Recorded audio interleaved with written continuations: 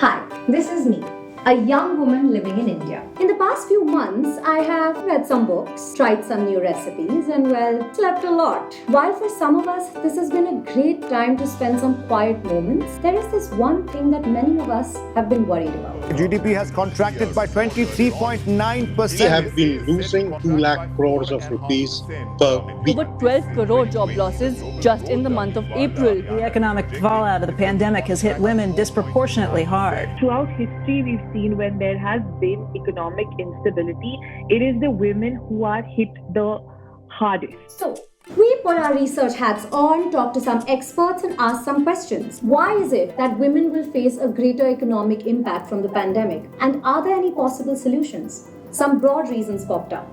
So let's first look at the employment gap. Globally, 80% of the men are in the labor force. And for women, this number is less than 53%. In India, the case is much worse. Less than a quarter of women are in the labor force. And this number just keeps on falling every single year. Can you guess how many countries have a lower female participation rate than India? Only 7. And one of the main reasons for this is our very old dear friend, patriarchy. One, of course, is patriarchy, right? We live in a patriarchal society where women's lives tend to be controlled by others. A patriarchal society puts certain social and moral pressures that inhibit women's participation outside home for paid work. On the other hand, there's also an economic side to it. Growth of employment opportunities in the country hasn't been quite as spectacular, and so whatever jobs are created, there is a big demand for it. And given this kind of social context, it's the men who tend to end up with jobs in the first place, and then within that with the better jobs. When it comes to gender pay gap, the numbers vary according to region and sector. But globally, women make 15% lower than men per hour. This gap in wages is the highest in India, where women make 34% less than men. And in addition to this, the cost of life is not very low for women. On one part of the spectrum, we're dealing with the gender pay gap. On the other part of the spectrum is something as simple as the concept as world is costly for women. Whether we're talking personal care products, necessities, old age, healthcare costs, they're much higher if you're a woman. So when a woman is earning lesser than a man and the cost of taking care of ourselves is much higher, I think the gap is only increasing. Now let's move on to the third kind of gap, the credit gap. Studies after studies have shown that getting credit is not very favorable for women. There is a huge gap in access to credit as well. And that is also tied to the fact that you don't have formal sources of employment, or women don't have economic assets in their name. Women tend not to own property in India, either be it land or be it other kinds of immovable property. So if you go to a bank and you want to get a loan, you need some sort of an asset or an income proof that women are not able to supply. Even when women step out of their Lakshman Rekhas to go get jobs, the working conditions are not very favorable to them. A study showed that during the first month of this lockdown, 29% of the employed men in India lost their jobs. This number was 10% higher in the case of women. So 4 out of every 10 employed women actually lost their jobs. But why did this happen? The sectors in which women are predominantly present have certainly been hit badly by the pandemic. You think of piece rate work, the construction activity, domestic help, people who are doing sanitation, ASHA workers, nurses, in retail, in services. Women are overrepresented in certain kinds of jobs. All these things only makes a woman far more vulnerable, and this is a major source of concern because this affects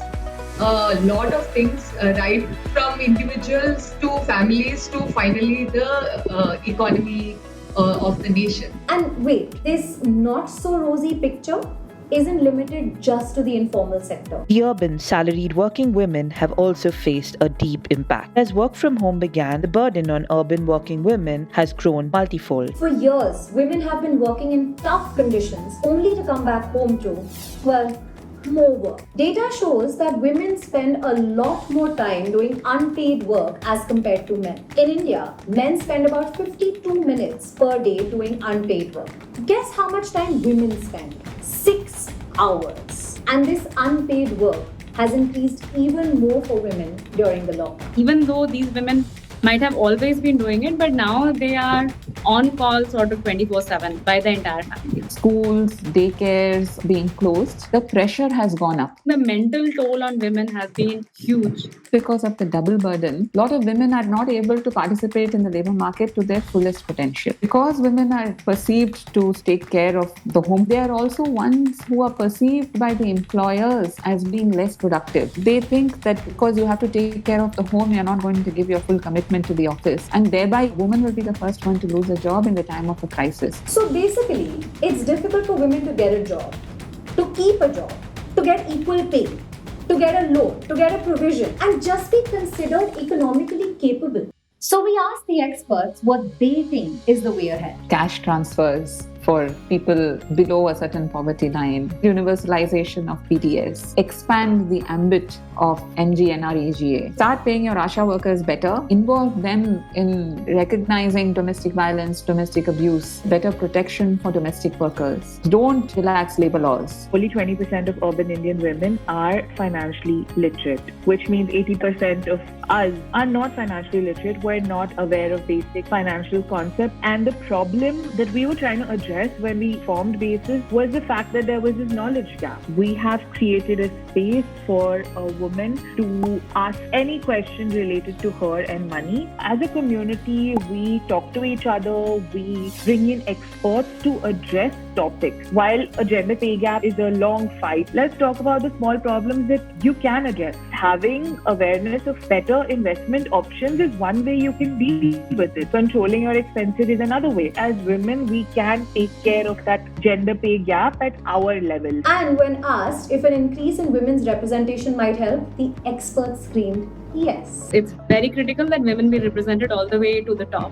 We see women's representation at the bottom levels, but then it just suddenly happens that they are not able to rise any further up. Transition to boardrooms will just never happen. And I think those things are all critical. It makes economic sense to have women represented across all management positions. You'll develop better targeted products and you'll sell more, you'll do well. And it also encourages a culture where you can have role models and you can have aspirations for other girls. Countries that are led by women, where decision-making positions are occupied by women, those countries have done very well in the pandemic. And this shows that women just need an opportunity to be able to prove themselves. By getting educated, making financially independent decisions, and supporting each other through their careers, women can really bring about a positive impact. Women as support systems can really enable each other in a way that no one else can. Communities of women coming together has happened a lot more in the last few months, supporting each other, making one another aware of opportunities within their own organizations. So maybe, just maybe, even in painful times like this pandemic, we can find ways to make this a better world for you, me, and everyone.